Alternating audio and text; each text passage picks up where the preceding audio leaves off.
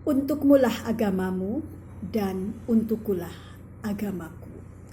Quran Surat Al-Kafirun ayat 6. Assalamualaikum warahmatullahi wabarakatuh. Teman-teman, berjumpa lagi dengan saya Didah Wahda Suroya. Kali ini mari kita berbincang tentang agama. Dalam agama Islam, bagaimana menyikapi orang yang berbeda dengan kita adalah untukmulah agamamu dan untukkulah agamaku.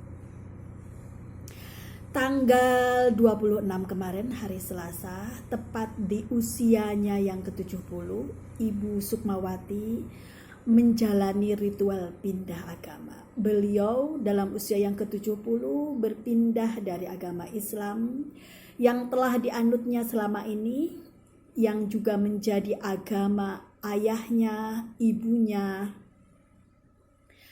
berpindah menjadi agama Hindu, agama yang kata beliau adalah agama leluhurnya, yaitu agama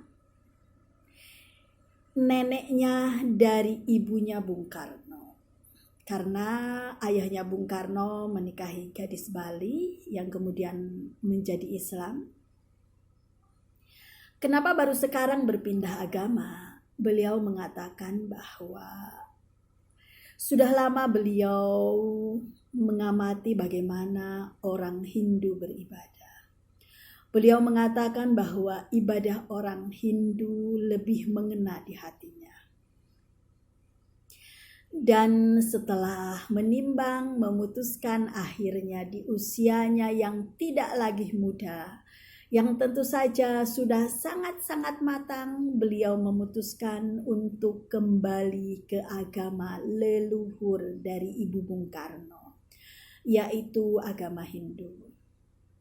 Mungkin lain cerita kalau beliau berasal dari kasta Sudra misalnya, yaitu kasta terendah di Hindu. Bukankah kita mengenal bahwa di Hindu ada 4 kasta, yaitu Brahma, Kesatria, Waisa, dan Sudra.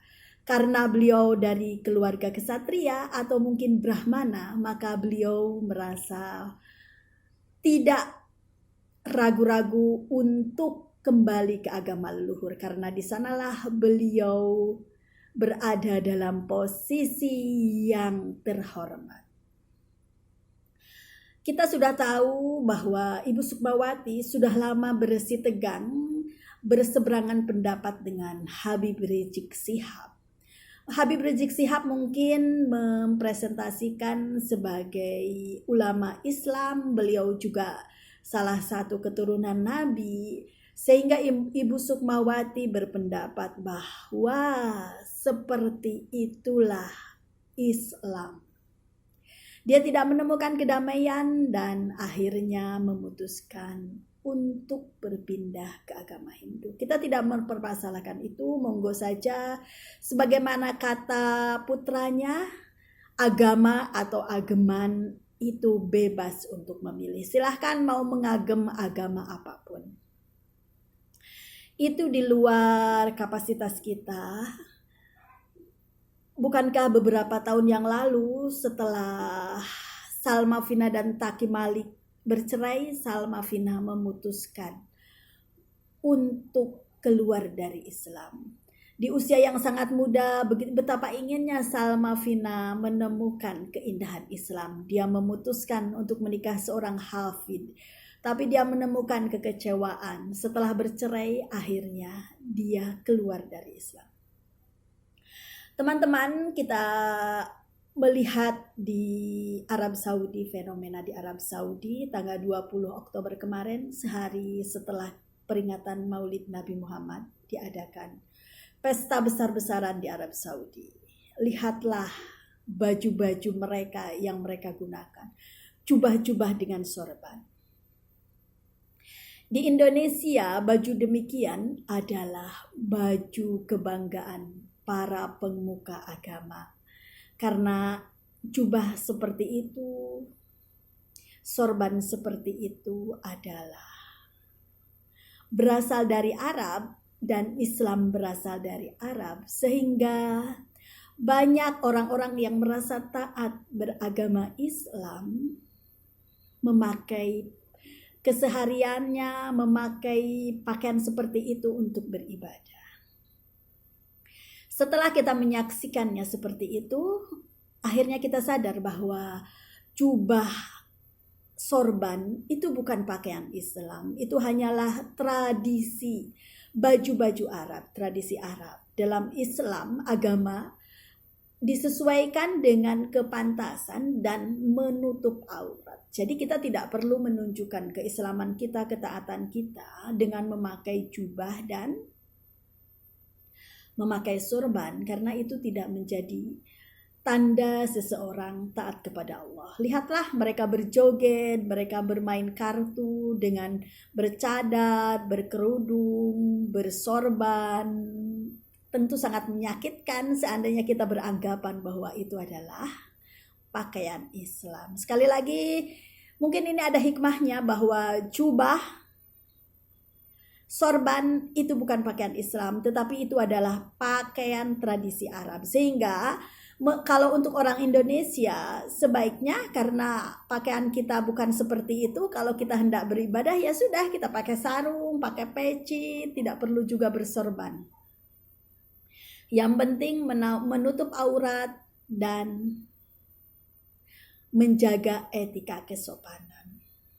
Teman-teman, kita mendengar bahwa banyak sekali orang yang diam-diam murtad di Timur Tengah karena mereka tidak lagi melihat keindahan Islam, melihat bagaimana Islam itu menyenangkan, bagaimana Islam itu menjadi solusi bagi kehidupan mereka. Islam hanyalah mengatakan haram, haram, haram. Apalagi sekarang Timur Tengah yang mayoritas negara-negara Islam itu terlibat percecokan, peperangan yang mengerikan, sehingga mereka tidak lagi melihat bahwa Islam adalah solusi. Tentu ini sangat mengerikan bahwa Islam datang untuk menjadi rahmat bagi seluruh alam. Islam datang untuk memperbaiki akhlak. Jadi Islam itu tidak terletak dari pakaiannya seperti apa, yang penting bersih, menutup aurat. Sesungguhnya ajaran Islam adalah ajaran yang sangat mulia. Semisal bagaimana kita bertetangga, itu tidak beriman kita kalau kita tidak berbuat baik pada tetangganya. Tidak masuk surga orang yang memutuskan silaturahmi. Bagaimana itu adalah hubungan sosial, bagaimana Islam didasarkan, kebaikan Islam itu didasarkan kepada baik tidaknya hubungan sosial. Rasulullah bahkan mengatakan bahwa orang yang muflis atau rugi di akhirat adalah orang yang membawa pahala sholat, puasa, sedekah, tetapi di lain sisi, dia juga menyakiti tetangganya, menyakiti saudaranya dengan berkata kasar, dengan mencaci, memaki, berbohong. Jadi Islam itu adalah agama untuk manusia, tidak hanya hubungan kepada Allah. Hubungan kepada Allah itu ini juga untuk membuktikan bahwa manusia itu tidak tersandra dengan manusia lainnya. Dia harus berbuat baik dengan sesama manusia, tetapi dia tidak boleh menuhankan sesama manusia. Semisal ajaran Islam juga adalah kebersihan itu sebagian dari iman. Bayangkan teman-teman, kebersihan itu sebagian dari iman. Kita diwajibkan untuk bersih karena itu sebagian dari iman kita. Kita diwajibkan untuk memelihara badan kita, kesehatan kita, karena itu adalah sebagian dari iman. Tentu saja kita tidak mungkin menjadi cermin Islam yang sempurna. Karena kita hanyalah manusia-manusia biasa yang sering lupa dan hilaf, sering salah. Tetapi paling tidak kita mengetahui bahwa itulah inti ajaran Islam, menjadi rahmat bagi seluruh alam.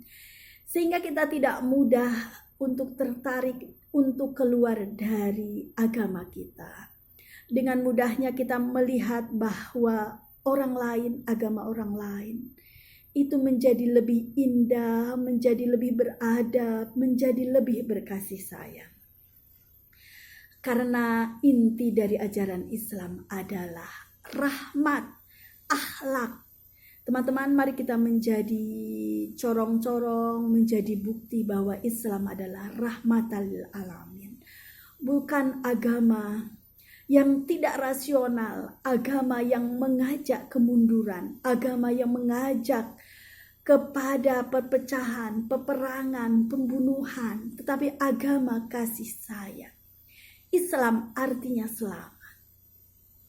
Wassalamualaikum warahmatullahi wabarakatuh.